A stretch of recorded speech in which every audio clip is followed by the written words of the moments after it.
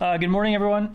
Today we're going to be talking about mine transactions. We've talked about mine transactions in the past, maybe 6 weeks ago or so, but there have been improvements through commentary and recommendations on the Quai improvement proposals. So today I'm going to be going through mine transactions again with the changes that we've made to the architecture of how we're going to do mine transactions. With that being said, I am going to give a little bit of a review, so maybe the first half of this deck will be familiar to some that have attended that last lecture, but we'll go over it again so that we kind of have the basis for what we're talking about. So to get started out, before we get to mine transactions, we should talk about MEV, or miner extracted value, because mine transactions, one of the things it's really focused on solving is eliminating MEV. But before we talk about MEV, we need to talk about mining and what mining actually is. So mining is a physical process that's taking place by miners all over the world who are running nodes and using miners, in our case GPUs, to propose new blocks for the blockchain. So the process of mining is that a miner will have the current state in their node. They will organize a set of new transactions. They will propose sort of a new block with a new state with those transactions included. And then they'll go through the process of what we call grinding a hash. So they have a block, that block has a header, and those header fields commit to the new state and the transactions that are being applied. And then what they're doing is they're looking for a nonce, so a series of 8 bytes, I believe it is.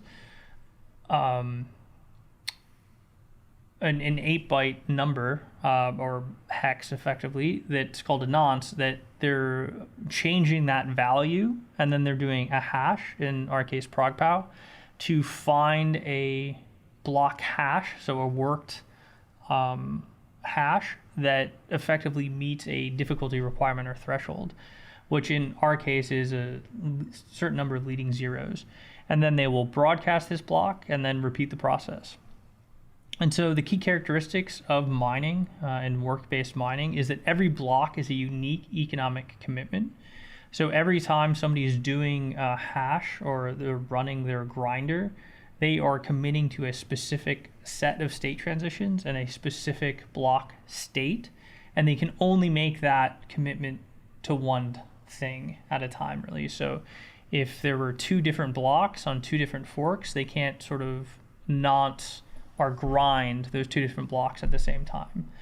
So unlike something like proof of stake, proof of work inherently has a unique commitment process that is costly to the miner. But with this cost, that expense is how blockchains actually create finality with depth. So the concept of finality or immutability is that once a transaction or state transition is deep enough in the blockchain, it will actually be increasingly more and more expensive to ever be able to create a longer chain that goes back, changes one of those transactions or state, and then builds a longer chain than the current longest chain. And what the point of this is, besides creating finality, is that we have a permissionless mechanism of consensus. And when we talk about consensus, what we're really saying is the ordering of transactions and the validity of those transactions. So the upshot of mining is that mining is an economic commitment that attests to the validity and it creates immutability. What does mining actually accomplish? So we're saying it's ordering transactions, and it's also making sure that transactions are valid. So when we talk about ordering transactions, we could think of 2 transactions here, transaction A and transaction B. And when blocks are being proposed, one miner could propose transaction A coming before transaction B, and another could propose, as we see in the top here, transaction B coming before transaction A. And then ultimately what happens is whoever finds the block will basically make that ordering the canonical ordering in the system. So in this particular case, the miner who proposed A before B won the block, so then transaction A will be processed before transaction B. So when we're thinking about what the point sort of of the transaction ordering is, it is the priority to get execution, and it also can be the mechanism for preventing double spends. So in this original example, when we're thinking about transaction A and transaction B, they don't really conflict with each other. They're both valid. Their outcome may be influenced by who comes first, if it's, say, a exchange on a DEX, but they're both equally valid transactions. Now, in terms of double spends, if we have conflicting transactions, say transaction A1 and A2, which are in conflict, meaning only one of these two transactions can be valid, we need to pick which one sort of goes in the block. So that pick is how we prevent double spending on a blockchain. Now, the interesting thing here, though, is if we think about transaction ordering is actually not just a function of how we order the transactions intra-block, but it's also a function of how we choose the blocks themselves. So it's a function of consensus. And when we're choosing blocks, we're actually still choosing ordering in some way. But instead of choosing intra-block ordering, we are also then choosing inter-block ordering. So what blocks are actually coming in the sequence. And then the other thing that we're doing is looking at validity of transactions. So we don't include transactions that follow the rules. We make sure that there's no double spends. But again, what we're accomplishing with mining is ordering transactions into an immutable set. So what is miner extractable value? Miner extractable value is when miners make money from altering the ordering. And this is a huge deal within the sort of DeFi ecosystem. So if you're running certain swaps or blending protocols, depending on what you're doing, there's potentially slip in the system.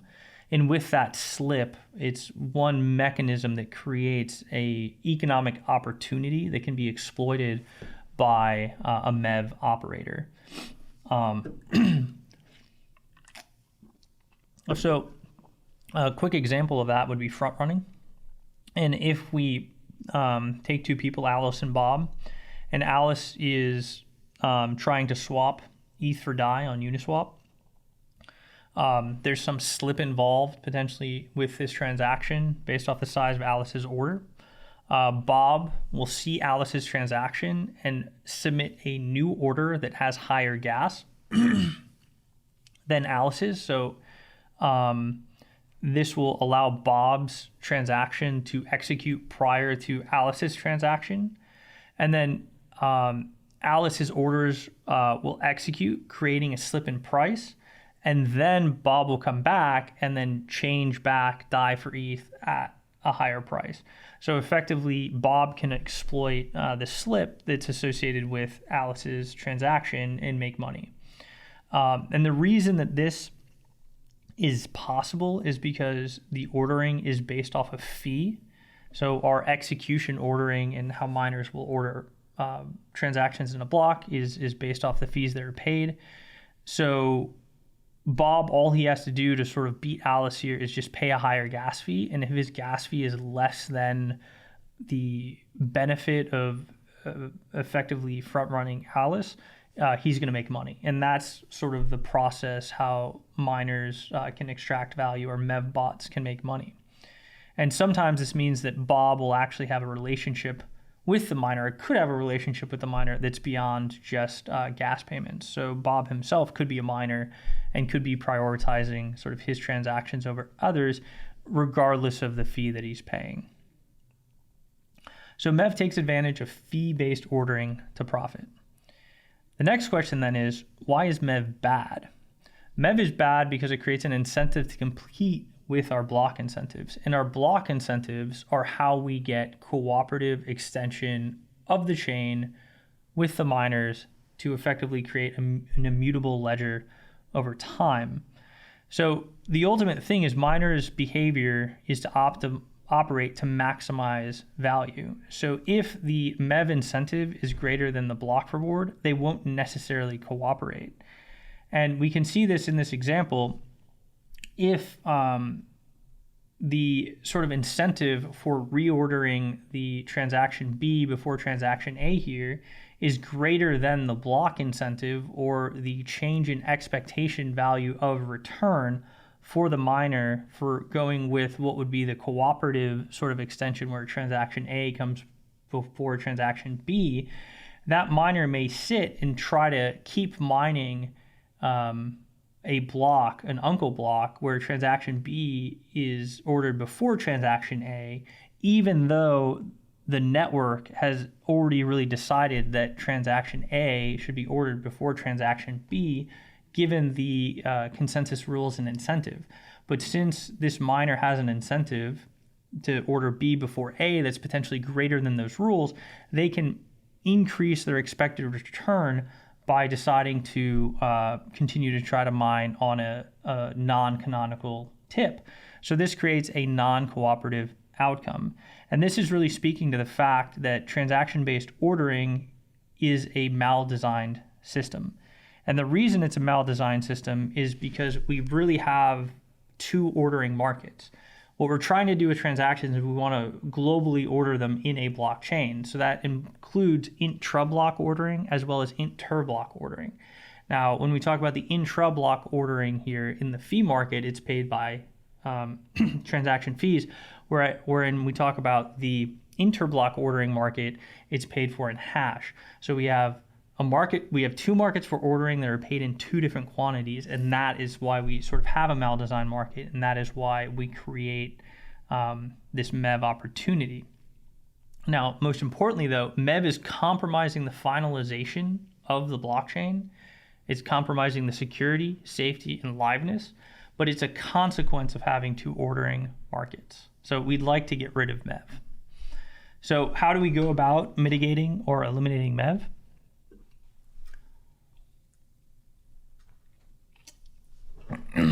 So mine transactions is a proposal that allows us to create a single ordering market and ideally eliminate MEV. So what is a merge mine transaction? Instead of just doing a raw transaction, what we can do is we can actually think about the hierarchy of merge mine blockchains in Quai, right? We have sort of three levels. We have a prime, region, and zone blockchain. We can think of adding sort of a fourth level, which are transactions. But we can merge mine transactions with zone blocks the same way that we're merge mining sort of zone blocks with region and prime blocks. So we can add this sort of fourth level of commitment to a transaction, which we're calling a merged mined transaction. And the way that we go about this is when we create a transaction, we actually change the structure a little bit so that we're making a commitment to the block that we think is the most current block in the blockchain that we would like our transaction to execute within.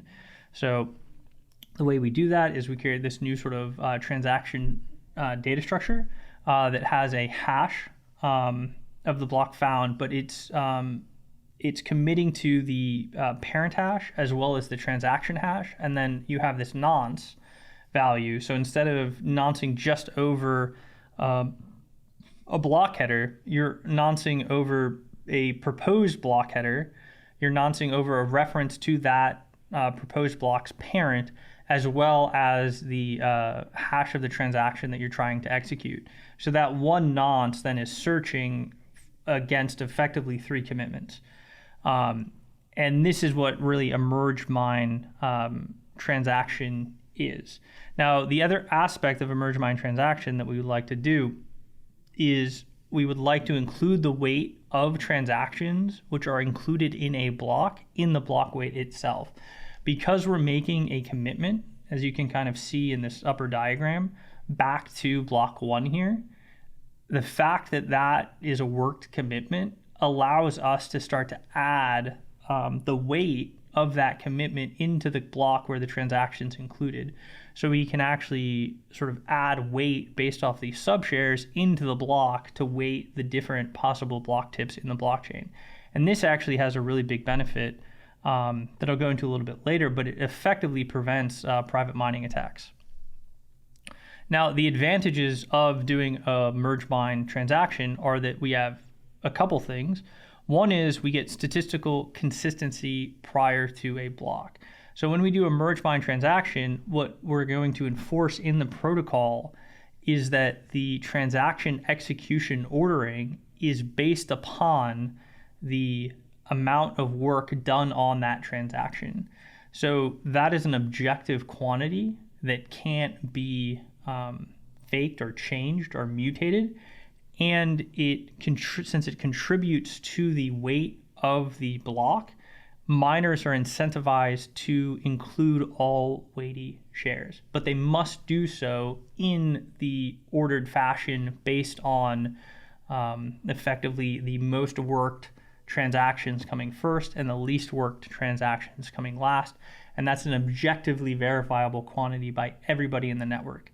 So what that means, though, is that we actually will end up getting statistical consistency of the new block prior to the block actually being mined.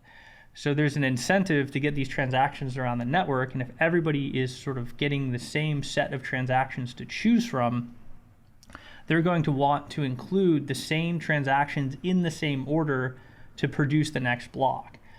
And in doing that, they're actually going to converge on their block proposal prior to the block being found.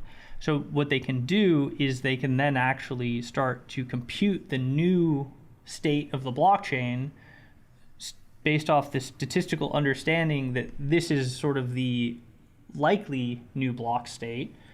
And any differences that they may see, they can then resolve once the block is actually found. But the statistics would dictate with propagation that everyone will end up effectively proposing the same block as it's being mined.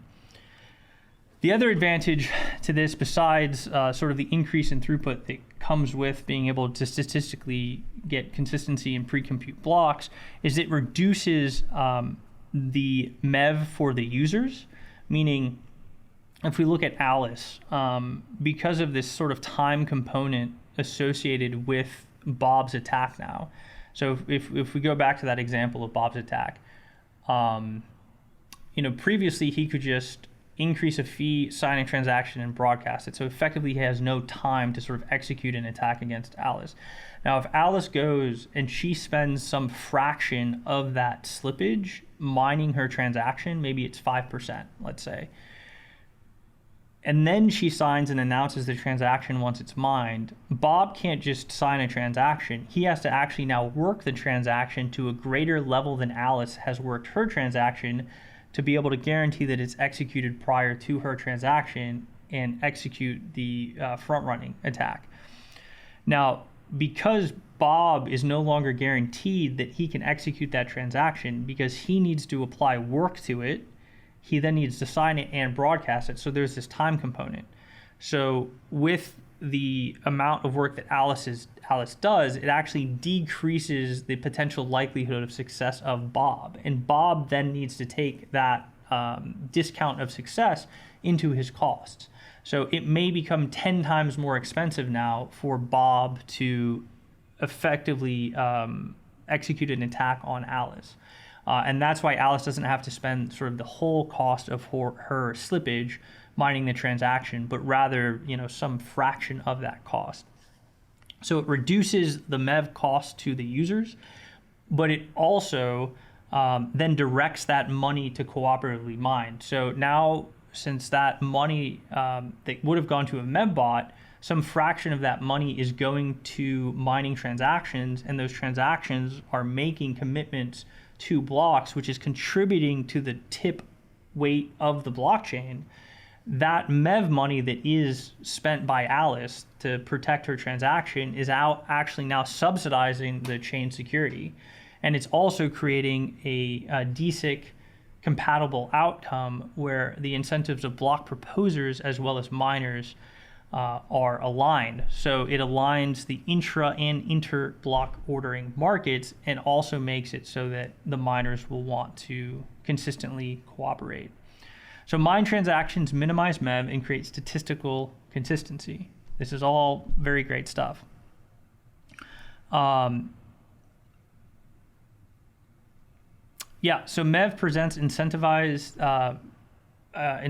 miner from being able to create a heavier block.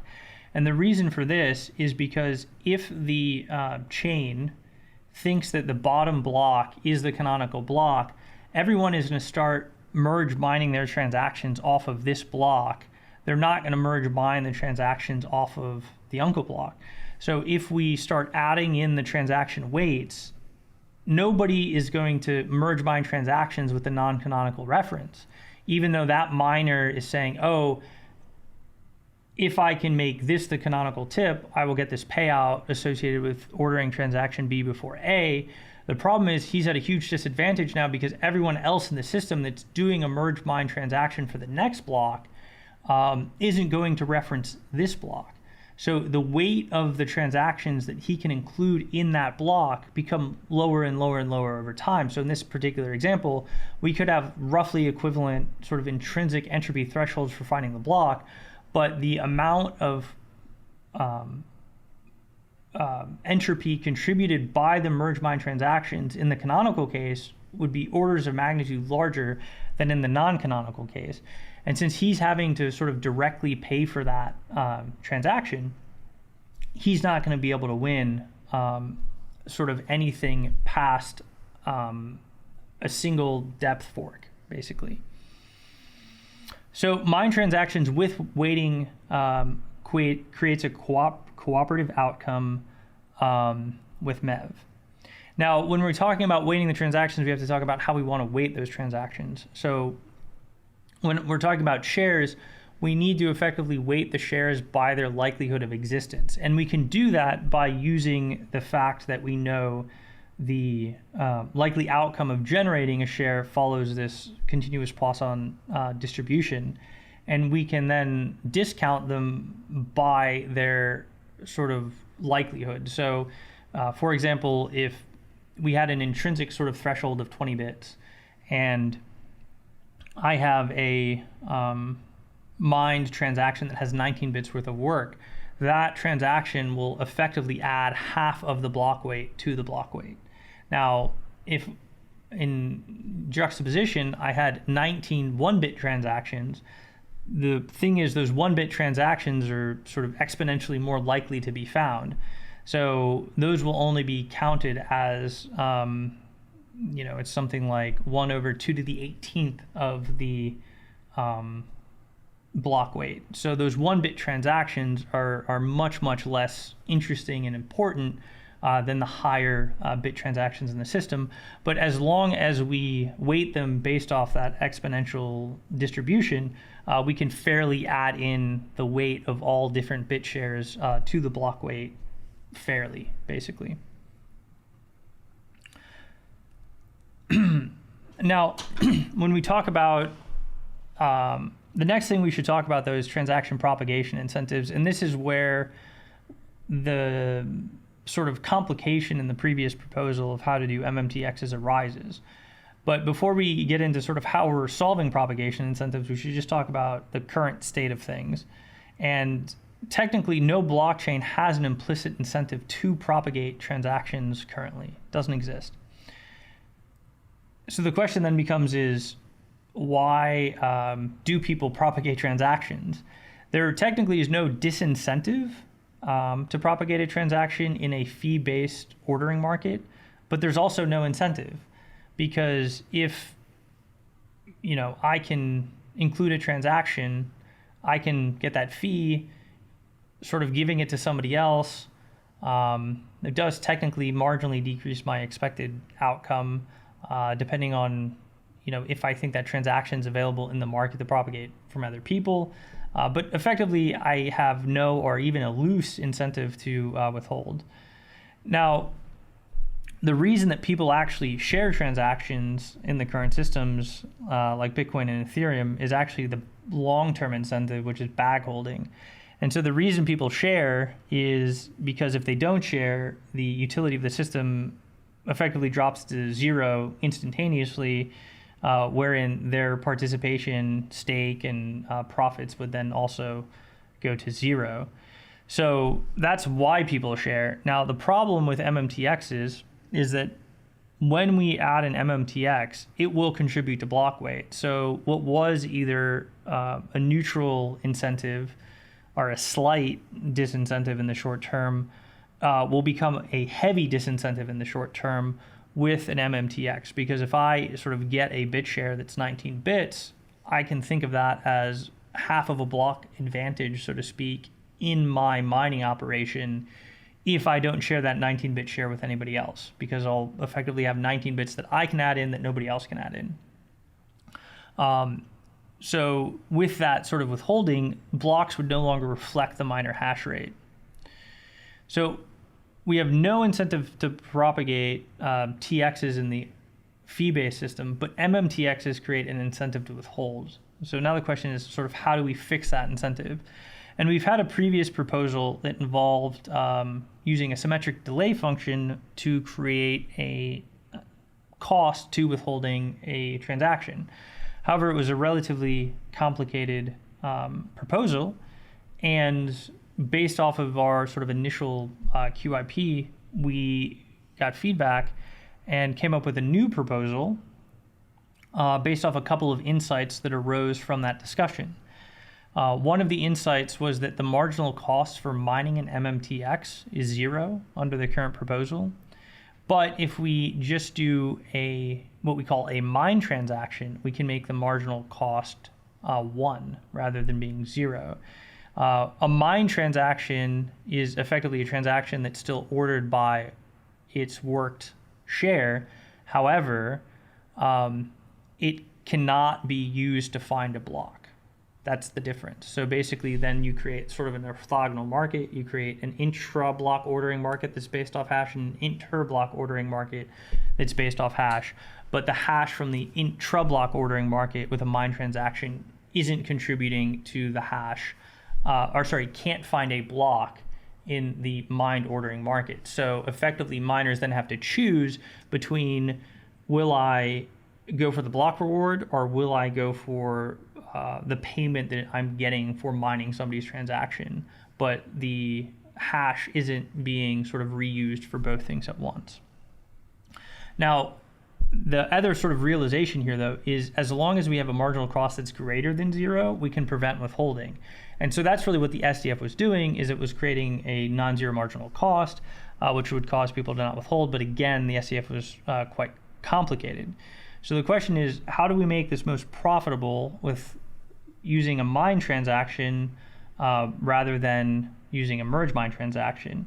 So what we've seen here is because merge mine transactions have a non-zero marginal cost, in this case they have a cost of 1, a mine transaction will remove the incentive to withhold that is caused when you have strictly a merge mine transaction. Now, what are the differences between mine transactions and merge mine transactions? Because I know this is getting a little bit nuanced. The difference is, just to review, with a mine transaction, so you're still referencing a current block and a TX, and you're mining it. The hash will always count towards finding a block, and your marginal cost of adding a transaction into mining a block is 0. A mine transaction also references a current block and a transaction, but the hash can never count towards finding a block, and the marginal cost then is always 1. So that's sort of the difference between MTX and MMTX. Now, a problem arises with the MTX, and this is the problem.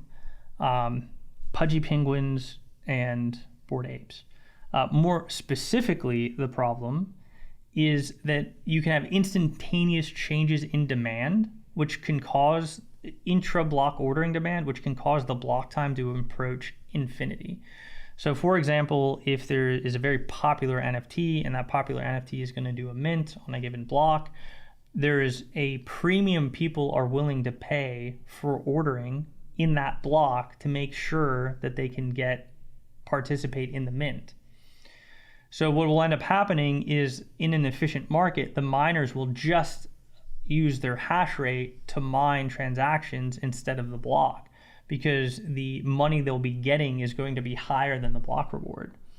So effectively, if everybody's mining transactions and nobody's mining blocks, then how is the next block produced? That's effectively the problem.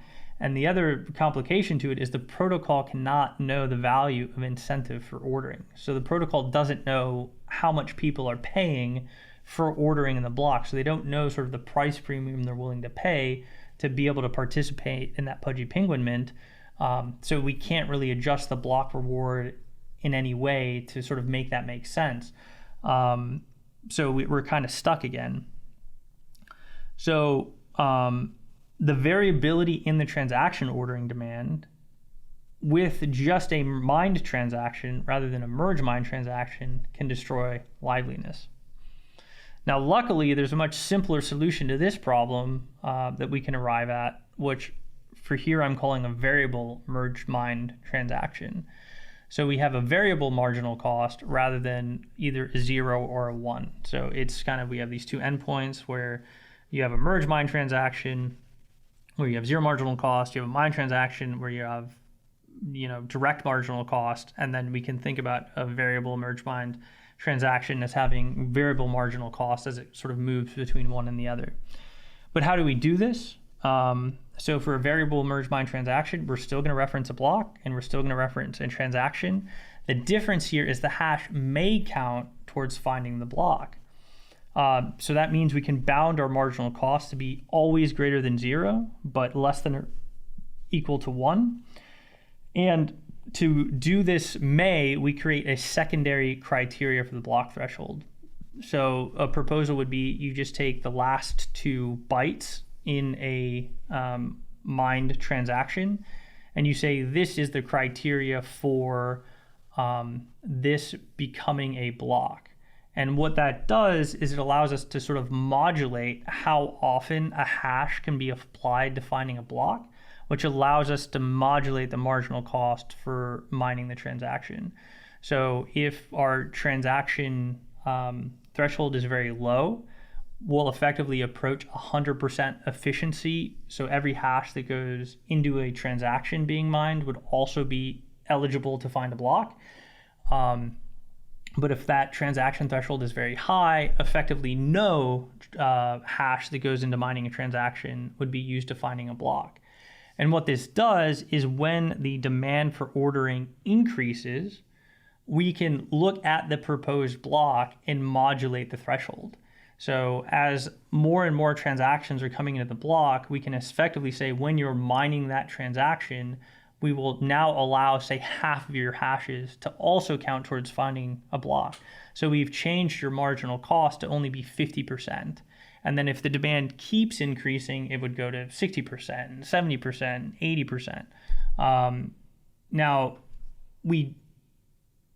I guess it's going down rather. So as the demand keeps increasing, your marginal cost keeps dropping because the application of hash to a block is becoming more efficient. So when the sort of ordering demand is very low, basically none of your transaction hashes count towards finding a block.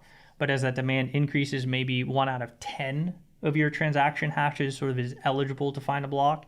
And then as it increases more, it's 1 out of 2, so on and so forth, all the way up to effectively all of your hashes being able to be eligible to find a block. Now, we don't want to make the marginal cost ever approach 0, so we want to pick a T max so that it can't get to 0 marginal cost. Maybe it's sort of like a 0.1 marginal cost sort of situation.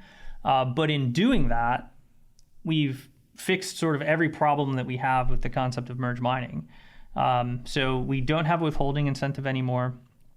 The variable MMTX allows us to sort of mitigate the impact on liveliness of a block because as ordering demand goes down, the marginal cost goes up. And as ordering demand goes up, the marginal cost goes down. And this sort of guarantees us timely block production.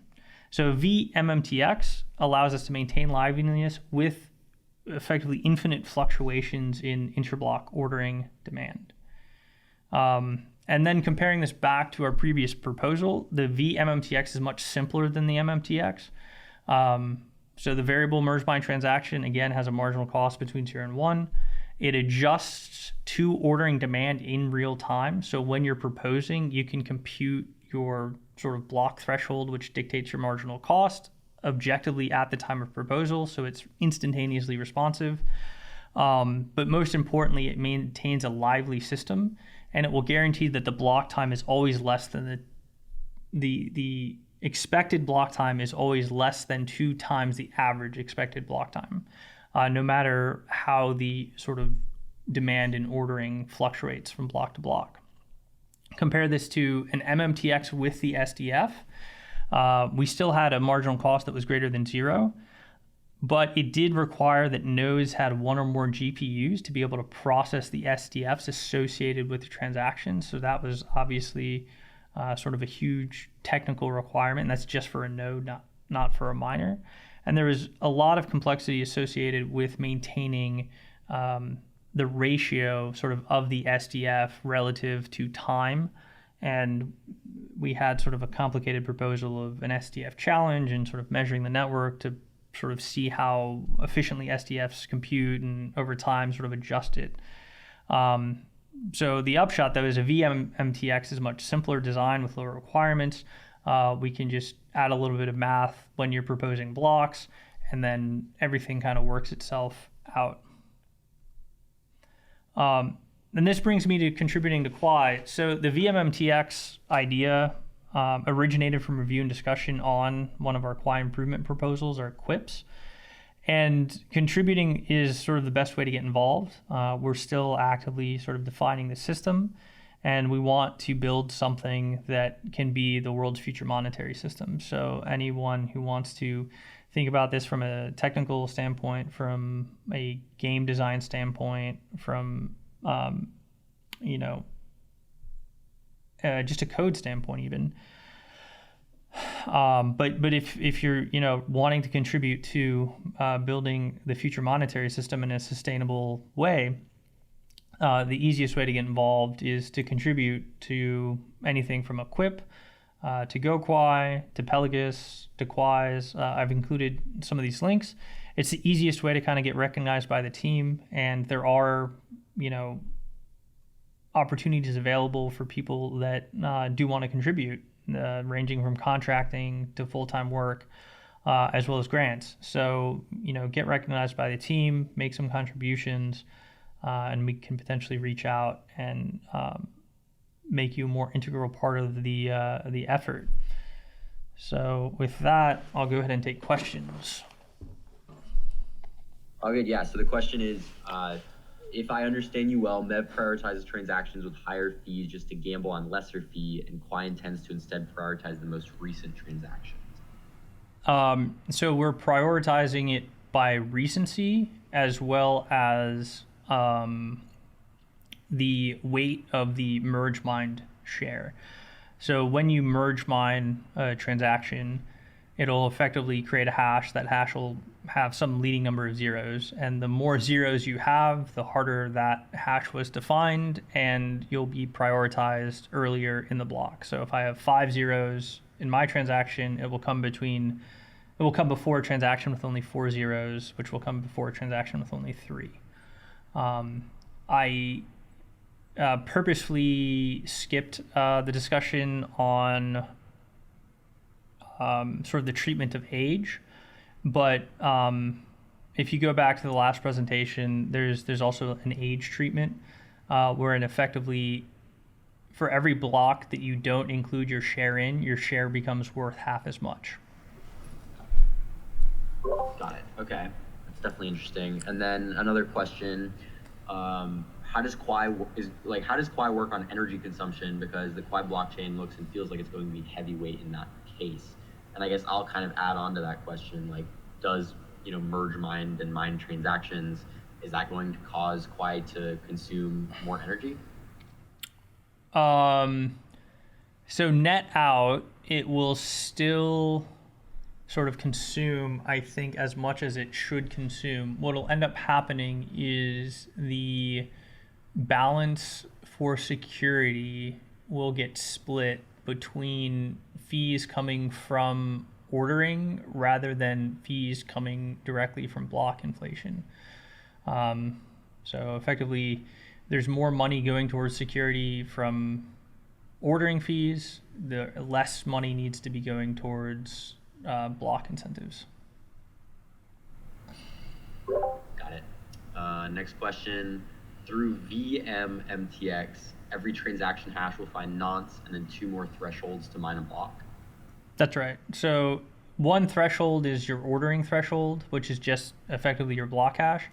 But if that block hash, or sorry, that MMTX hash, if that MMTX hash also meets the secondary criteria, which is independent, so it's basically just randomly distributed over a field, then it would also make a block. So basically, if there's sort of low ordering demand, maybe 1 out of every 10 of your hashes is eligible to become a block based off of that secondary criteria.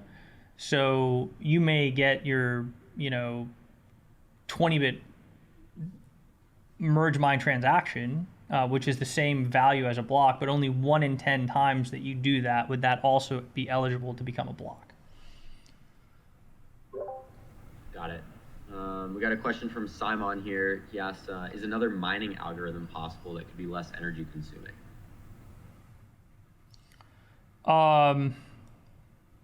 Right. So the whole process here is economic. Like, that's the whole thing.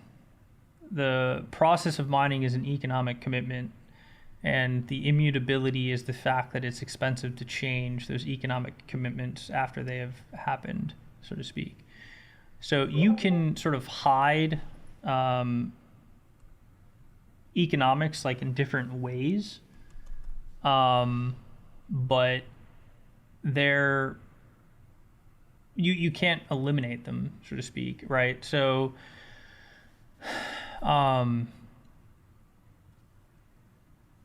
the immutability like comes from expense. So, let's say we sort of had a different algorithm, let's say. And that algorithm was more efficient, so it just took less money to sort of execute upon. The security is related to then how much it would cost to attack. So the immutability is related to how much it would cost to attack. So if I made it 10 times more efficient, so to speak, I would also make it 10 times more attackable.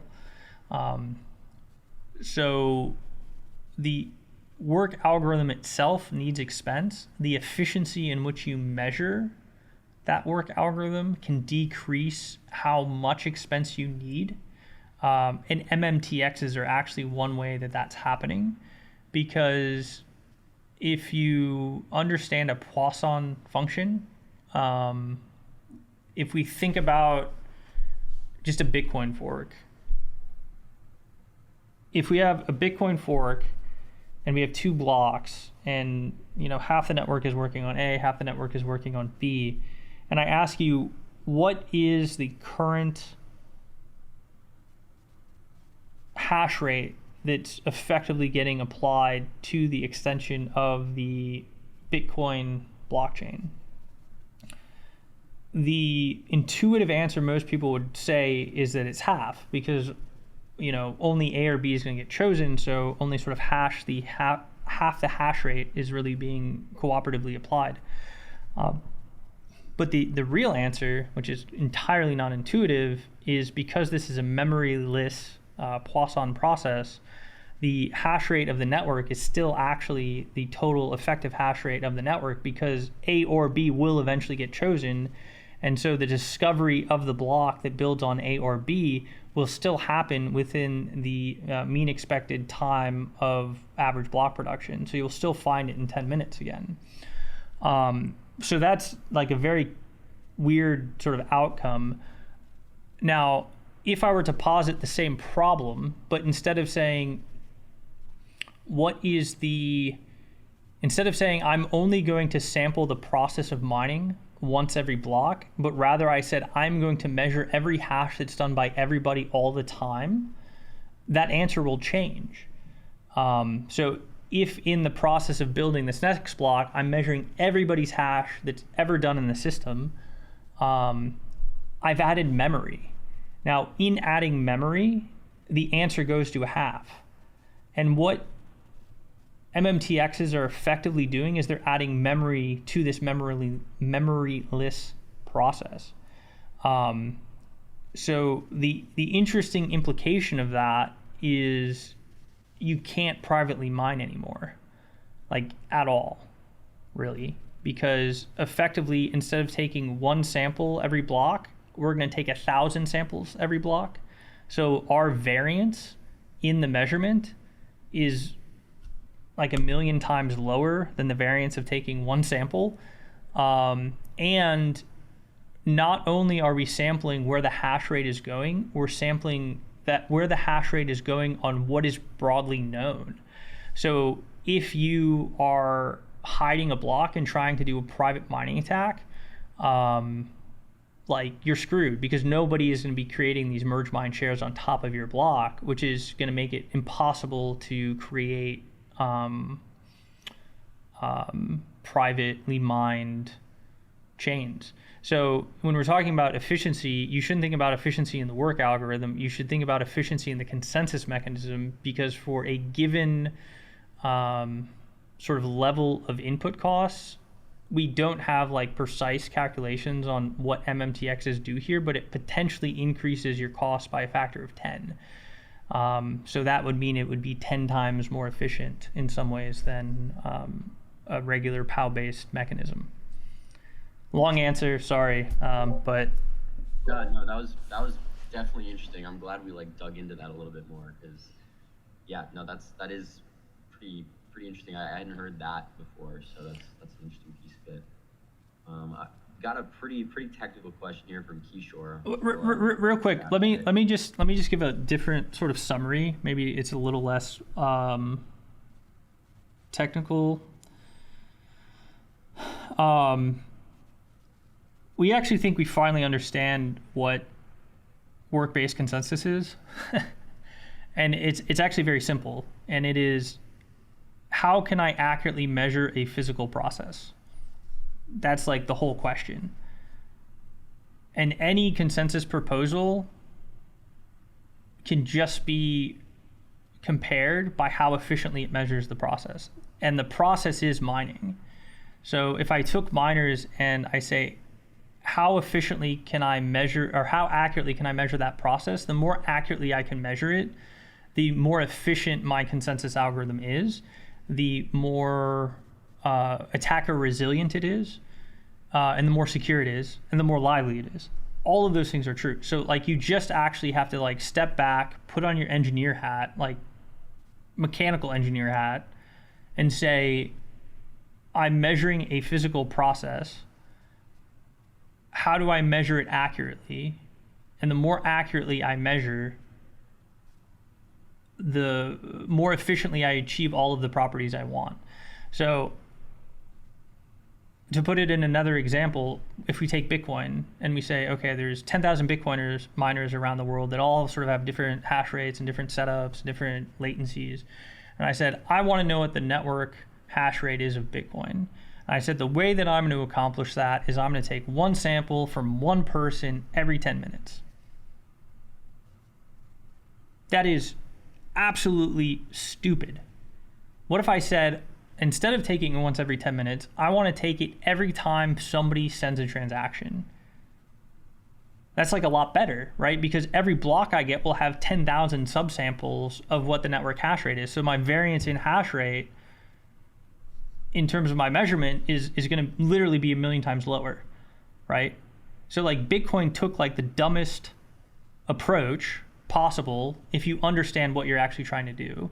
And MMTXs allow you to take what is probably the most efficient approach possible within the constraints of compute and bandwidth, right? So if I said I'm going to measure every hash in the system, like that's impossible to do because there's too many hashes, there's too many data points, and there's too much bandwidth to sort of broadcast proofs and compute and maintain them, right?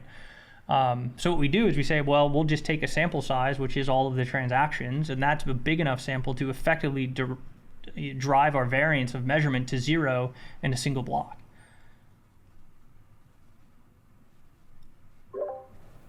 Got it. I think that was a good summary breakdown. I think I understand it a little more now. And anyone else that still has any questions or wants any follow-ups about that, you can come in. But yeah, I do have like I said, a technical question from Kishore here that I'm not even sure I fully understand. But Kishore asked, depending on the weight of the data structure work object, the VMMTX will become either a header or a MMTX? Right. So it's dependent on the weight as well as the secondary criteria. So the weight will determine its ordering of execution in a block always. And the secondary criteria, if it's met, and the primary criteria is met, meaning the difficulty, then it would become a block. Got it. And then another question from Kishore: How do we set the depth of computation so that the entropy computation doesn't become impractical? Great question. In the QUIP, we propose that it's 16 depth. So we just kind of pulled a number. There's probably an argument that you could do like 5 or 6 depth. But yeah, that's basically how you do it. Is you just basically stop weighting the ordering. You stop adding the weight to the block at some depth. Got it. I think that's pretty much all the questions I'm seeing right here. We had some pretty incredible attendance today, so I want to say, thanks to everyone for being in here. Dr. K, do you have any close thoughts, any final words? Yeah, no, I appreciate everyone coming. I really do encourage people to participate, maybe in the quips or in the FOSS, right? I threw up all those repos. Right, we talked about this 6 or 8 weeks ago, and based on feedback and discussions that happened on that QIP, we've refined it, we've made it quite a bit better. For people that are looking for more focused discussions around development, there is another Discord. It's the Quai Dev Discord, and there is a research channel. There's development channels.